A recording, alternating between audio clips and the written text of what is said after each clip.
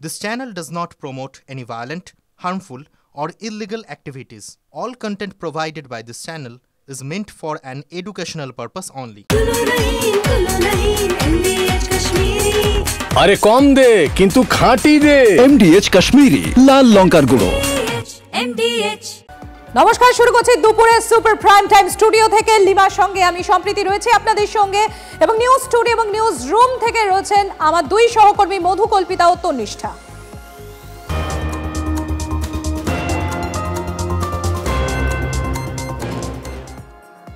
শুরুতে এই মুহূর্তের বড় খবরে নজর। এসএসসি মামলায় আবারও রাজ্যকে তিরস্কার সুপ্রিম কোর্টের। আপনারা এখনো অযোগ্যদের চাকরিতে ঢোকাতে চাইছেন? এটা লজ্জাজনক, ট্রুলি শকিং মন্তব্য সুপ্রিম কোর্টের ডিভিশন বেঞ্চের।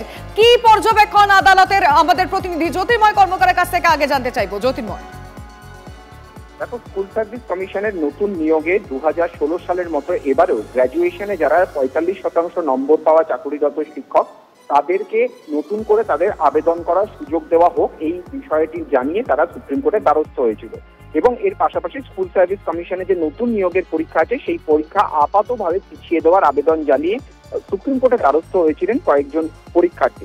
ঠিক এই শুনানি যখন চলছিল সেই সময় প্রসঙ্গক্রমে ওঠে যে আবারও দুর্নীতিগ্রস্ত যারা কম নম্বর পেয়েছে, যারা অযোগ্য, তাদেরকে কমিশন চাকরিতে ঢোকানোর চেষ্টা করছে, এই অভিযোগ করেন একজন আইনজীবী।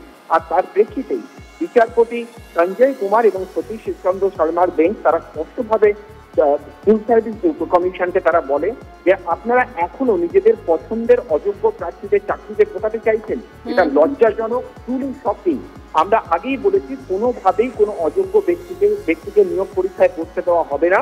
স্কুল সার্ভিস কমিশনের আইনজীবীকে স্পষ্টভাবে একথা জানিয়ে দেন এক্ষেত্রে সুপ্রিম কোর্ট। এবং এর পাশাপাশি যে আবেদন করা হয়েছিল, অর্থাৎ যারা 45% নাম্বার পেয়ে রয়েছেন তারা যাতে নতুন করে আবেদন করতে পারে সেই আবেদনের সম্মতি দেওয়া হয়েছে। এবং যারা চাকরিরত শিক্ষক তাদেরকেও ফর্ম ফিল আপ করার সুযোগ দেওয়ার জন্য অতিরিক্ত সময় দেওয়া হয়েছে। এবং পরীক্ষা পিছিয়ে দেওয়ার ক্ষেত্রেও মত রয়েছে সুপ্রিম কোর্টের। এক্ষেত্রে রাজ্য সরকার যদি চায়, রাজ্য সরকারকে নোটিশ দিয়ে তাদের মতামত জানতে চাওয়া হয়েছে এবং রাজ্য সরকারের রিপোর্ট পাওয়ার পরেই এক্ষেত্রে চূড়ান্ত সিদ্ধান্ত জানাবে সুপ্রিম কোর্ট। একেবারে তুমি নজর রাখো জ্যোতির্ময়। এই মুহূর্তে দুপুরে সুপার প্রাইম টাইমের সব থেকে বড় খবর, এসএসসি মামলায় আবারও রাজ্যকে তিরস্কার শীর্ষ আদালতের। আপনারা এখনো অযোগ্যদের চাকরিতে ঢোকাতে চাইছেন, এটা লজ্জাজনক। যেটা বলা হয়েছে শীর্ষ আদালতের তরফে, সুপ্রিম কোর্ট বলছে ট্রুলি শকিং। এটা মন্তব্য করেছে সুপ্রিম কোর্টের ডিভিশন বেঞ্চ। আমাদের রিপোর্টার সুমন মহাপাত্র সরাসরি রয়েছেন আমাদের সঙ্গে। সুমন, আদালতের যে অবজারভেশন এর দিকে আমরা নজর রাখছি, তাতে কি যারা যোগ্য চাকরি প্রার্থী তাদের কাছে এটা স্বস্তির? সামান্য স্বস্তি বলা চলে, কারণ এই যোগ্য যারা চাকরিহারা শিক্ষক শিক্ষিকা তারা কিন্তু অনেকেই আবেদন করেননি। তারা ভেবেছিলেন রিভিউ পিটিশনের মাধ্যমে তাদের চাকরি টিকে যাবে, কিন্তু যেহেতু রিভিউ পিটিশন খারিজ হয়ে গিয়েছে তাই পরীক্ষা দেওয়া ছাড়া আর কোনো উপায় নেই। সেক্ষেত্রে যারা আবেদন করেননি তাদের কি হবে? আজকে সুপ্রিম কোর্ট নির্দিষ্টভাবে জানিয়ে দিয়েছে অতিরিক্ত 7 দিন সময় দেওয়া হচ্ছে যাতে তারা আবেদন করতে পারেন। পাশাপাশি 2016 সালে যারা পরীক্ষা দিয়েছিলেন যারা শিক্ষক, তখন কিন্তু এলিজিবিলিটি ক্রাইটেরিয়া ছিল 45% নম্বর থাকলেই তারা আবেদন করতে পারবেন, যেটা এখন 50% হয়ে গিয়েছে, বেড়ে গিয়েছে। ফলে তারা যারা চাকরিরত শিক্ষক ছিলেন, যারা চাকরি হারিয়েছেন, তারা যাতে আবেদন করতে পারেন সেই দিকটাও কিন্তু সুপ্রিম কোর্ট দেখতে বলেছে। পাশাপাশি 7 তারিখ পরীক্ষা, হাতে মাত্র 20 দিনেরও কম সময়, সেই জায়গায় পরীক্ষার প্রস্তুতি তারা কিভাবে নেবেন? সংসার রয়েছে, স্কুল রয়েছে, সেক্ষেত্রে যদি রাজ্য এক্ষেত্রে এখনো বেশ কিছু জটিলতা থেকেই যাচ্ছে। সুমন, নজর রাখো।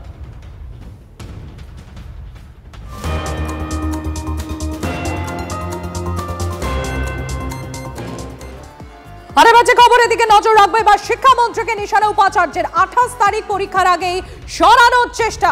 শিক্ষামন্ত্রী ব্রাত্য বসুকে নিশানা কলকাতা বিশ্ববিদ্যালয়ের ভারপ্রাপ্ত উপাচার্য শান্তা দত্তর।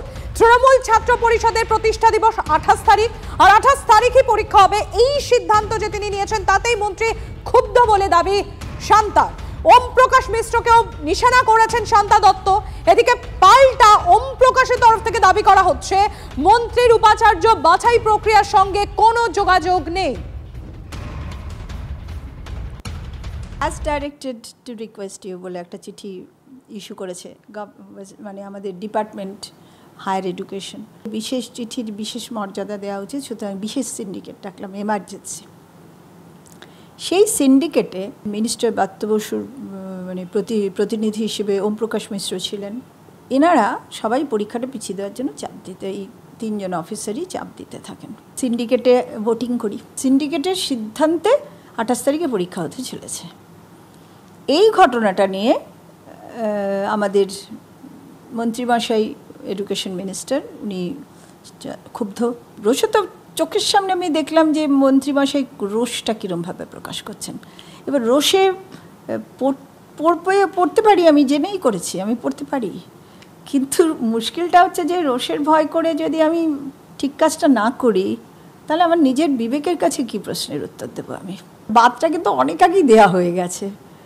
এই যে এখন যেটা সেকেন্ড টাইম ইন্টারভিউটা, যেটা হচ্ছে অনলি 3জনকে যে ওরা শর্ট লিস্টেড করেছে, সেই 3 জনের মধ্যে ইন্টারভিউটা হচ্ছে। তো সে তো আগেই হয়ে গেছে। রোষটা নতুন করে বলতে পারো যে অ্যাক্সিলারেটেড হচ্ছে বিষয়টা একটু, মানে 28 তারিখের আগেই আমরা সব করে ফেলতে চাই, এই টাইপের একটা। এটা ওনার বক্তব্য শুধু হাস্যকরই নয়, দুর্ভাগ্যজনক। আর উপাচার্য নির্বাচন প্রক্রিয়ার সঙ্গে কলকাতা বিশ্ববিদ্যালয় সিন্ডিকেট পরীক্ষার কর্মসূচি তার কোনো সম্পর্ক নেই। উনি নিজেও খুবই ভালো করে জানেন উনি কেন ডাক পাননি। তো সেটা জবাবটা যদি কাউকে দিতে হয় সেটা সুপ্রিম কোর্ট। উনি নিশ্চয়ই সেখানেও গেছেন, সেখানেই উনি এটা জবাব পাবেন। বাংলার উচ্চশিক্ষামন্ত্রী অধ্যাপক ব্রাত্য বসুর কোনো রোল নেই, সুপ্রিম কোর্ট ওনার জন্য কোনো রোল দেয়নি, গভর্নমেন্ট অফ ওয়েস্ট বেঙ্গলের কোনো রোল নেই। তার ফলে এই ধরনের একটা কথা বলাটা খুবই অসম্মানজনক। আর এর আগে এই বিষয় নিয়ে শিক্ষামন্ত্রী ব্রাত্য বসু ঠিক কি বলেছিলেন একবার শোনাই আপনাদের। মুখ্যমন্ত্রী ইউনিভার্সিটি কোনো ব্যাপারে ইন্টারভেন করেন না। মুখ্যমন্ত্রী চাইলে এই কেয়ারটেকার ভিসিকে সরিয়ে দিতে পারতেন, কিন্তু রাজ্যপাল যেহেতু এনাকে একটু বিশেষ স্নেহ করেন এই উপাচার্যকে, তো সেই স্নেহকে মুখ্যমন্ত্রী মান্যতা দিয়েছেন, সরাননি। সুপ্রিম কোর্টে হেরে গেছেন, যেহেতু এটা সাবজুডিস কেস আমি আর কিছু বলবো না।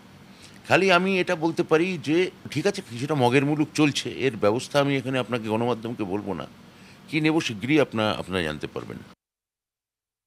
স্বাভাবিকভাবে এই রাজ্যে সরকারের বিরুদ্ধে কথা বলবেন, আবার সরকার আপনাকে ডাকবে, এটা তো হয় না। এ রাজ্যে প্রশাসনিক বৈঠক যখন হয় সেখানেও যারা বিরোধী দলের লোক তারা পায় না। আর উনি সরকার বিরোধী কথা বলেছেন মানে কোনো না কোনো বিরোধী দলের মদতপুষ্ট হয়ে গেছেন, এটা ছাপ পড়ে গেছে। ন্যায্যটা ন্যায্য বললেও সরকারের বিরুদ্ধে যদি বলেন তাহলেও তিনি বিরোধীদের সমান ব্যবহার তিনিও পাবেন।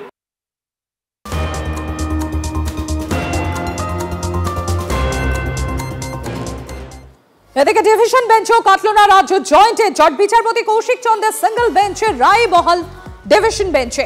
মামলার জেরে ফল প্রকাশ করা যাচ্ছে না, ডিভিশন বেঞ্চের সওয়াল জয়েন্ট এন্ট্রান্স বোর্ডে। সিঙ্গল বেঞ্চ সময় বেঁধে ফল প্রকাশের নির্দেশ দিয়েছে, ফলে এখানে নতুন কোনো নির্দেশ দেওয়ার সুযোগই নেই। আর অন্যদিকে এই মামলা সুপ্রিম কোর্টে বিচারাধীন, তাই ডিভিশন বেঞ্চ হস্তক্ষেপ করবেন না। যে মামলা সুপ্রিম কোর্টে বিচারাধীন রয়েছে এমনই জানিয়ে দেওয়া হলো বিচারপতি সুজয় পালের ডিভিশন বেঞ্চের তরফে। হাজার হাজার পড়ুয়ার ভবিষ্যতের কথা বলেই হস্তক্ষেপের আর্জি রাজ্যের। 2রা সেপ্টেম্বর মামলার পরবর্তী শুনানির দিন ধার্য করল আদালত। আগামী সপ্তাহে সুপ্রিম কোর্টে মামলার শুনানি হওয়ার কথা। ভাবতে পারেন 3.5 মাস উচ্চ মাধ্যমিক ফলাফল প্রকাশের পরে অ্যাডমিশন হলো না, গোটা ভারতবর্ষে অ্যাডমিশন কমপ্লিট। জয়েন্টের রেজাল্ট বেরোলো না, এমবিবিএস এর ভর্তি বন্ধ। এরা 1000 কোটি টাকার বেশি কামিয়ে নিল এই 2-2.5-3 মাসে। আর ওই 1000 কোটি তো একা খায়নি, তার ভাগ তো হরিশ মুখার্জি, হরিশ চ্যাটার্জি স্ট্রিটে গেছে। যদি MDH কিচেন কিং কিচেনে থাকি তো আমরা যা ইচ্ছে তৈরি করতে পারি। বেগুনের ভর্তা, আলু কপি, ভিন্ডি মশলা, আরো অনেক কিছু। MDH